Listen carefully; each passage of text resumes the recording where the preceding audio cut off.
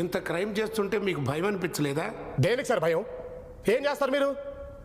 మహా అయితే లైఫ్ వేస్తారు. ఈ కోర్టు కాకపోతే ఇంకో కోర్టు సార్.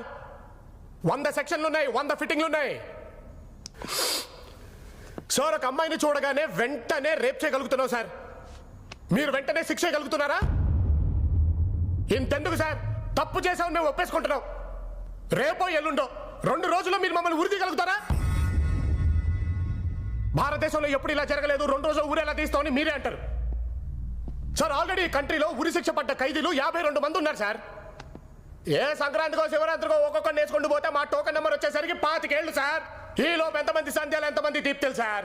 సార్ అందుకే సార్ ఈ దేశం అంటే అంత ఇష్టం నాకు. ఈ కంట్రీలో ఉండే ఫ్రీడమ్ ఏ కంట్రీలో ఉంటుందో చెప్పండి సార్ మీరు. మేరా భారత్ మహాన్, I am proud to be an Indian.